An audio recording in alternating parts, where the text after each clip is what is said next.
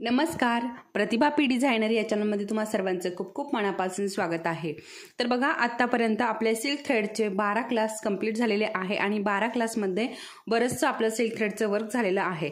जसं की बघा, सुरुवातीला मी तुम्हाला चेन स्टिच शिकवलेले आहे, गाठ कशा प्रकारे द्यायची सिल्क थ्रेडची ते पण शिकवलेलं आहे। त्यानंतर सिल्क थ्रेडच्या काही पाकळ्या शिकवलेल्या आहेत, जसं की तुम्हाला इथे दिसते।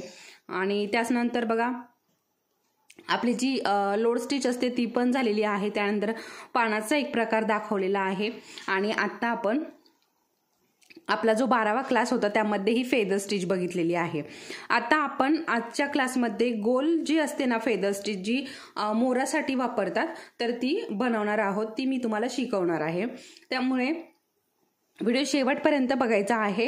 आणि हा जो व्हिडिओ आहे ना, याच्यामध्ये मी तुम्हाला चेन स्टिच पण शिकवलेली आहे। आपली ही जी 2 तारची जी सुई आहे ना, हिने तुम्हाला चेन स्टिच कशा प्रकारे किती फास्ट मध्ये होते ना ते पण शिकवलेलं आहे। त्याच्यामुळे तुम्हाला नक्की समजेल। तुम्हाला जर तुलिपच्या सुईने नसेल जमत तर तुम्ही या सुईने हे वर्क करू शकता, ठीक आहे। तर चला मग आता आपण आपल्या आजच्या क्लासला सुरुवात करूया। आज मी तुम्हाला गोल जे फेदर स्टिच आहे ते शिकवणार आहे आणि ते मोराचं जे डिझाइन आहे, पूर्ण भरीव जी बाही असते ब्राइडल, त्यासाठी हे डिझाइन वापरलं जातं। तर याचा फोटो तुम्हाला थंबनेलला पण दिसेल कशा प्रकारे हे डिझाइन असतं। आणि हे जे डिझाइन टाकलंय ना मी, तर याच्या थंबनेलला पण मी तुम्हाला तो फोटो टाकलेला आहे। त्याच्यामुळे तुम्ही जर बघितला नसेल तर नक्की बघून घ्या। खूप सविस्तर माहिती दिलेली आहे त्या व्हिडिओमध्ये, त्यामुळे तो व्हिडिओ नक्की बघून घ्या। आता आपण जेव्हा केव्हा सिल्क थ्रेडचं वर्क करतो ना, तेव्हा आपल्याला डबल थ्रेडच घ्यायचा असतो। सिंगल थ्रेड कधीही आपण वापरत नाही। डबल थ्रेड अशा प्रकारे घ्यायचा आहे। आता बघा, याच्या अगोदर मला बऱ्याच ताईंनी काय विचारले की तुम्ही डबल थ्रेड घेता का? तर बघा, आपण वर्क करायला, कुठलंही वर्क करायला डबल थ्रेड घेत नाही। फक्त आपण जेव्हा सिल्क थ्रेडचं वर्क करतो तेव्हाच आपण डबल थ्रेड घेत असतो, ठीक आहे। हे लक्षात ठेवायचं आहे। खूप साऱ्या कमेंट येतात, जे आपले बेसिक क्लास आहे ना त्यामध्येही त्या खाली अजूनही कमेंट येतात की ताई इथे डबल थ्रेड घ्यायचा की सिंगल घ्यायचा। तर मी त्या व्हिडिओमध्ये सुद्धा सांगितलेलं आहे की आपल्याला सिंगलच थ्रेड घ्यायचा आहे आणि आपण जेव्हा कुठलं वर्क करतो ना तेव्हा आपल्याला सिंगलच थ्रेड घ्यायचा असतो। फक्त जेव्हा आपण सिल्क थ्रेडचं वर्क करतो तेव्हा आपल्याला डबल थ्रेड घ्यायचा असतो। तर अशा प्रकारे डबल थ्रेड घ्यायचा, इथे व्यवस्थित अशी गाठ देऊन घ्यायची आणि थोडीशी जाड गाठ द्यायची। हे बघा, अशा पद्धतीने व्यवस्थित अशी जाड गाठ दिली की आपलं वर्क जे आहे, जे गाठ आहे ना ती वरती येत नाही। तर अशा पद्धतीने अशी व्यवस्थित अशी जाड गाठ देऊन घ्यायची आहे, बघू शकता अशा पद्धतीने, ठीक आहे। आता इथे थोडासा असा पीळ देऊन घ्यायचा, म्हणजे आपले आता या सुईला काही पीळ द्यायची गरज पडत नाही। परंतु तुम्ही नवीन असाल आणि सुई पण नवीन असेल तर थोडंसं पीळ देऊन घ्यायचा। परंतु आपली जी तुलिपची सुई होती ना, तिला पीळ देण्याची गरज पडत होती। या सुईला अजिबात पीळ देण्याची गरज नाही, कारण ही बनवलेलीच त्याच्यासाठी आहे। डबल तार हिला त्याच्यामुळेच नाव आहे या सुईला, ठीक आहे। तर आता इथे आपण आखून घेऊया अगोदर। तर हे बघा, आता इथे मी अशा प्रकारे हे गोल अर्ध गोल जे आहे ना ते अशा प्रकारे कट करून घेतलंय। आता तुम्ही पण अशा पद्धतीने हे कट करून घेऊ शकता किंवा अंदाजे पण हे टाकू शकता। परंतु काय होतं ना, अंदाजे थोडंफार आपला आकार जो आहे तो चुकू शकतो। त्यामुळे अशा पद्धतीने जर आकार कट करून घेतला तर तो चुकत नाही, ठीक आहे, अशा पद्धतीने। आणि याला पण आपल्याला एक सेंटर द्यायचा आहे। हे बघा, अशा पद्धतीने याला पण सेंटर द्यायचा आणि इथे अजून एक आपल्याला छोटासा गोल घ्यायचा आहे। तर हे बघा, आता इथे आपल्याला असा एक परत एक छोटासा असा गोल घ्यायचा आहे। आता हा पण आकार जर तुम्ही कट करून घेतला तरी चालेल, नाही कट केला तरीही चालेल। त्यानंतर अजून एक छोटासा आकार इथे, म्हणजे बघा, आता मी तुम्हाला डायरेक्ट आपण ब्लाऊजवरती डिझाईन कसं करतो ना तेच दाखवते। तर इथे मी तुम्हाला एक करून दाखवलेलं आहे। इथे मी तुम्हाला ब्लाऊजवरती आपण कशा पद्धतीने डिझाईन करतो ना ते दाखवत आहे। तर हा जो छोटासा गोल आहे ना, आणि हे बघा, ही आपली खालची लाईन आहे, ठीक आहे। तर आता समजा आपण बाहीच्या काठावरती बनवतोय, जो बाहीचा दंडघेर आहे ना त्याच्यावरती बनवतोय, ठीक आहे। आता हा सरळ बाहीचा दंडघेर आहे, याच्यावरती आपण अशा प्रकारे हे फेदर स्टिच आखून घेतलंय, ठीक आहे। आता आखून घेतल्यानंतर तर बघा, अशा पद्धतीने इथे धागा घेतलेला आहे आणि आता सगळ्यात अगोदर काय करायचं आपल्याला, हे जे आपण अर्ध गोल केले ना हे छोटंसं, तर याला अगोदर आपण चेन स्टिच बनवून घेणार. तर बघा एका साईडने आपण अगोदर हा धागा वरती काढून घेऊया. आता धागा आणि खालचं जे मार्किंग केलंय ना हे सारखंच झालेलं आहे, तर त्याच्यामुळे थोडंफार दिसण्यासाठी थोडीशी अडचण येऊ शकते. तर हे बघा अशा पद्धतीने, आणि कुठलाही धागा खेचायचा नाही, अगदी हळूवार मोकळा सोडायचा आहे, तरच आपली चेन स्टिच चांगली होणार. हे बघा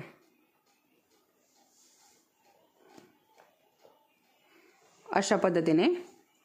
आणि चेन स्टिच बघा किती सुंदर येते या सुईने, तुमच्या लक्षात येतच असेल. तर बघा इथे आपली ही चेन स्टिच जी आहे ना ही कंप्लीट झालेली आहे.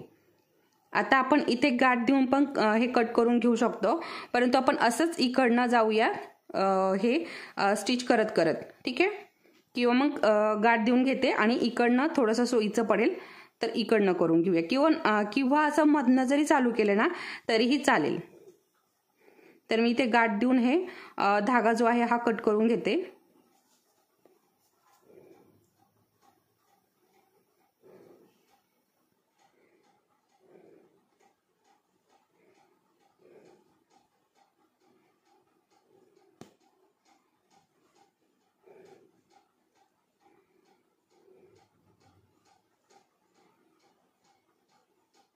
तर बघा अशा पद्धतीने, इथे गाठ देऊन झाली. त्यानंतर बघा इथे आता ही चेन स्टिच जी बनवलेली आहे ना, तर चेन स्टिचचा आतला जो भाग आहे ना, इथनं आपल्याला हा धागा वरती काढून घ्यायचा आहे. हे बघा अशा पद्धतीने इथनं आपण हा धागा वरती काढलाय आणि हा जो मधला सर्कल बनवलेला आहे आपण इथे आपल्याला हे स्टिच करून घ्यायचं आहे आणि त्यानंतर इकडे स्टिच करायचे अशा पद्धतीने. आणि आता परत आपल्याला हे वापस घ्यायचे बघा आणि परत मध्ये स्टिच करायचे. आता मध्ये बाहेर स्टिच करायचं आणि नंतर मध्ये स्टिच करायचे. हे बघा अगोदर बाहेर एक स्टिच आणि नंतर मध्ये एक स्टिच अशा पद्धतीने स्टिच झालं की त्यानंतर बघा इकडे साइडला घ्यायचंय स्टिच. जसं आपण पहिलं फैदा स्टिच बनवलं ना सेम तसंच, आणि थोडं थोडं अंतर पाडत जायचंय. तो पडतोच आपोआप, कारण बघा हे जे आहे ना तर हा भाग रुंद आहे, हा कमी रुंद आहे आणि हा अगदीच रुंद आहे, त्यामुळे याच्यामध्ये अंतर पडतंच.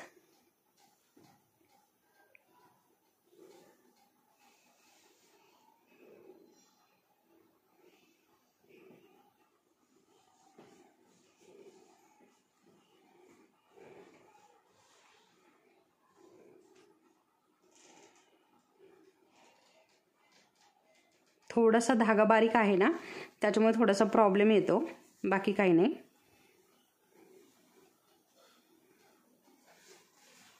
हे बघा अशा पद्धतीने, ठीक आहे. आणि परत आपल्याला हा रिटर्न घ्यायचा. रिटर्न घेतल्यानंतर बाहेर एक स्टिच, ही जी चेन स्टिच आहे ना याच्या बाहेर एक स्टिच आणि आतमध्ये एक स्टिच अशा पद्धतीने. त्यानंतर परत रिटर्न जायचंय आणि आपलं इकडे एक स्टिच आणि जो बाहेरचा सर्कल आहे तिथे एक स्टिच. आता जसं की मी तुम्हाला कालच्या व्हिडिओमध्ये शिकवले सेम तीच पद्धत आहे, फक्त इथे काय आहे, इथे गोल आकार बनवलेला आहे आणि गोल आकारामध्ये मी इथे शिकवत आहे, एवढाच इथे फरक आहे. हे बघा अशा पद्धतीने बघू शकता, सुंदर आपलं इथे फेदर स्टिच जे आहे ना ते तयार होत आहे. अगदी कुठलाच धागा आपल्याला खेचाखाची करायची नाही, दोन्हीही धागे जे आहे ना ते व्यवस्थित असे लूज सोडायचे आहे, खालचाही आणि सुईतलाही. आणि असा पिळा वगैरे जर पडत असेल तर तो लगेच काढून घ्यायचा, कारण मग आपलं जे फेदर स्टिच आहे ना ते व्यवस्थित दिसत नाही. तर बघा अशा पद्धतीने, ठीक आहे. परत रिटर्न आलो. फक्त थोडंसं लक्षपूर्वक बघा, तुम्हाला जर समजत नसेल ना तर व्हिडिओ परत परत बघा, म्हणजे तुमच्या नक्की लक्षात येईल आणि तुम्हाला काहीच प्रॉब्लेम येणार नाही सिल्क थ्रेडसाठी. हे बघा अशा पद्धतीने. त्यानंतर परत रिटर्न जायचंय, इथे स्टिच द्यायचं आणि इकडे स्टिच द्यायचं.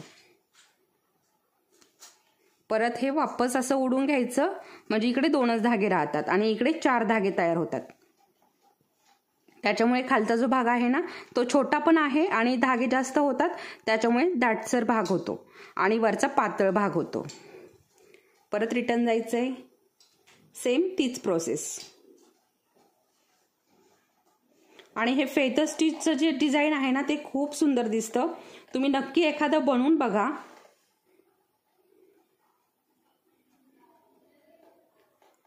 आणि सिल्क थ्रेडचं जे ब्लाऊज आहे ना तर त्याचा कलर वगैरे जाण्याची अजिबात शक्यता नसते, त्यामुळे तुम्ही बिनधास्त हे सिल्क थ्रेडचं वर्क करू शकता. परत आलोय, बाहेरच्या बाजूने एक स्टिच, आतल्या बाजूने एक स्टिच आणि रिटर्न इकडे. इकडे आल्यानंतर पण सेम तसंच.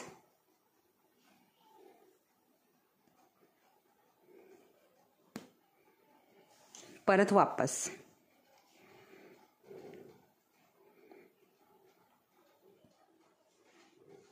वापस आल्यानंतर बाहेरचं एक स्टिच आणि आतमध्ये एक स्टिच.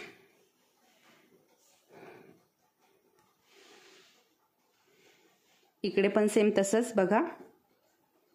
सॉरी, अगोदर आतलं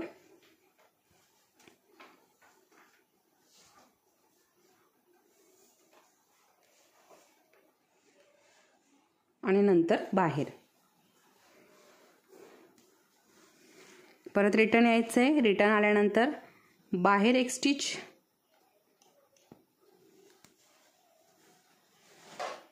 आणि आतमध्ये एक स्टिच. तर बघा अशा पद्धतीने आपला जो अर्धा भाग आहे ना तो झालेला आहे. आता इकडचा जो अर्धा भाग राहिलाय ना तर इकडचा आपण हे कंप्लीट करून घेऊया. तर सेम तीच पद्धत वापरायची आहे.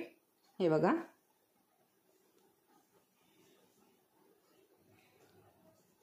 आणि तुमचा रिंगचा जर कपडा लूज पडत असेल तर तो टाईट करून घ्यायचा आहे. तो जरी लूज असेल तरीही तुम्हाला वर्क जमणार नाही. बघा, अरे आपली जी चेन स्टिच आहे त्याच्या बाहेरच्या बाजूने एक स्टिच आणि आतल्या बाजूने एक स्टिच. त्यानंतर परत सेम हीच प्रोसेस करायची आहे कंटिन्यू. आता इथे थोडंसं पातळ पातळ दिसत असेल, परंतु जेव्हा आपण वर्क करायला घेऊ ना तर तेव्हा आपल्याला व्यवस्थित असं वर्क करायचं आहे आणि वर्कही व्यवस्थित होतं. आता इथे मी व्हिडिओमध्ये दाखवते आणि व्हिडिओ करता करता तुम्हाला पण व्यवस्थित असं ते स्टिच दिसायला हवं, फेदर स्टिच म्हणून कळायला हवं. त्यामुळे मी थोडंसं पातळ पातळ केलेलं आहे, परंतु हे इतकं पातळ करायचं नाही. ठीक आहे, हे साईडचं जे आहे ना हे असतं पातळ, परंतु इथे थोडंसं दाटसर घ्यायचं आणि हे पण थोडंसं जवळजवळ घ्यायचं. परंतु आता इथे तुम्हाला व्यवस्थित हे स्टिच दिसावं यासाठी मी थोडंसं लांबून घेतलेलं आहे.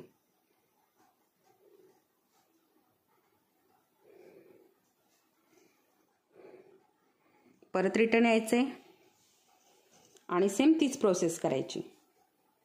बाहेरच्या बाजूने एक स्टिच, आतल्या बाजूने एक स्टिच.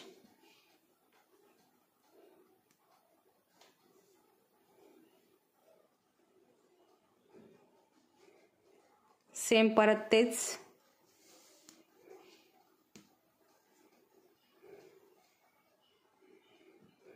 परत वापस यायचे. परत बाहेरच्या बाजूने स्टिच, आतल्या बाजूने स्टिच.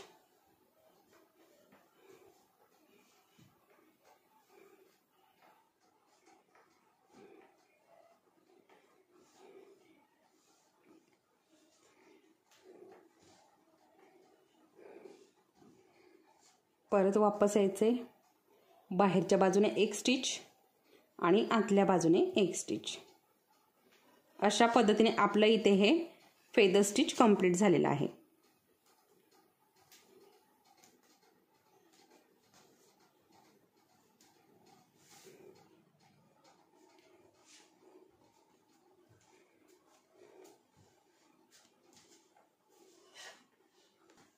अजून एक स्टिच देऊन घेते,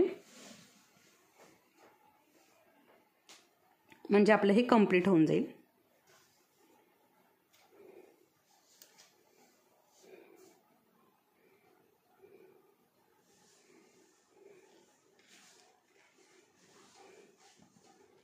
बघू शकता अशा पद्धतीने. आता इथे आपल्याला हे गाठ देऊन कंप्लीट करून घ्यायचंय. तर बघा आता गाठ कशी द्यायची थोडंसं लक्षपूर्वक बघायचंय. आता इथे एक स्टिच देऊन घेतला आणि आता इथे हा जो पहिला लूप आहे ना तो थोडासा मोठाच राहू द्यायचा, अगदीच छोटा करून घ्यायचा नाही. आणि दुसरा लूप काढून परत पहिला जो लूप आहे ना तो अडकून घ्यायचा सुईमध्ये अशा पद्धतीने. बघा अशा पद्धतीने आपली इथे गाठ बसलेली आहे. तर बघा आता इथे अशा प्रकारे हे आपलं फेदर स्टिच तयार झालंय. आता इथे तुम्ही अशा प्रकारे इथे मधला जो हा भाग आहे ना तर इथे अशा पद्धतीने हे जे कुंदन आहे ना छोटेवाले कुंदन मिळतात तर हे पण लावू शकता अशा पद्धतीने. किंवा मग असा जो आकार असा येतो ना बघा असा येतो थोडासा आणि थोडासा असा तिरका येतो तर तिथे जास्त जागा असते तसा पानाचा पण आकार तुम्ही तिथे लावू शकता. ठीक आहे. अशा पद्धतीने गोल किंवा पानाचा आकार तुम्ही वापरू शकता. तर आणि गुगलवरती भरपूर सारे डिझाईन मिळून जातात. तुम्हाला फेदर स्टिचचं डिझाईन बनवायचं असेल तर तुम्ही गुगलवरती जर गेला तर तुम्हाला भरपूर सारे डिझाईन मिळतील आणि ते डिझाईन ऑलरेडी बनवलेले असतात तर तुम्हाला तशी आयडिया पण येऊन जाईल. ठीक आहे. तर इथे मी तुम्हाला आज फेदर स्टिच कशा प्रकारे बनवायचं आहे हे शिकवलेलं आहे. गोलवालं याच्या अगोदर हे शिकवलंय आणि आज इथे हे शिकवलंय. तर तुम्हाला नक्की हे समजलं असेल. आता बघा इथे नंबर 1ची आपली हे सर्कल होतं आणि नंबर 2चं हे सर्कल होतं आणि हे नंबर 3चं सर्कल होतं. अशा प्रकारे इथे पण 3 सर्कल झाले आणि इथे पण 3 सर्कल झाले. ठीक आहे. फक्त इथे काय केले ना आपण हे तिन्ही सर्कल जे आहे ना एकसारखे घेतले आणि इथे छोटासा एक सर्कल तयार होतोच. ठीक आहे. कारण आपण डबल चेन स्टिच इथे एक छोटी आणि एक मोठी अशा प्रकारे घेत असतो. ठीक आहे. तर अशा पद्धतीने ते 3-3 सर्कल घेऊन मी तुम्हाला इथे फेदर स्टिच शिकवलेलं आहे आणि हे फेदर स्टिचचं जे ब्लाऊज डिझाईन आहे इतकं सुंदर दिसतं, खूप सुंदर दिसतं, उठून दिसतं. आणि हे जे आहे ना हे लाईनी अजून थोड्या दाट घ्यायच्या आहेत, थोड्याशा, जास्त नाही. याच्यामध्ये अंतरच असतो. हा जो अंतर आहे ना तर असा एवढा अंतर हवाय किंवा मग एवढा जरी राहिला तरीही चालेल, परंतु हा थोडासा जास्त अंतर झालाय या 2 ठिकाणी. ठीक आहे. बाकीचं व्यवस्थित आहे. तर तुम्हाला हा व्हिडिओ किंवा हे फेदर स्टिच आवडलं असेल आणि समजलं असेल तर आपल्या व्हिडिओला नक्की लाईक करा आणि चॅनलवरती जर तुम्ही नवीन असाल, अजून आपला चॅनल सबस्क्राईब केलेला नसेल तर आपल्या चॅनलला नक्की सबस्क्राईब करा. परत भेटूया. तोपर्यंत धन्यवाद.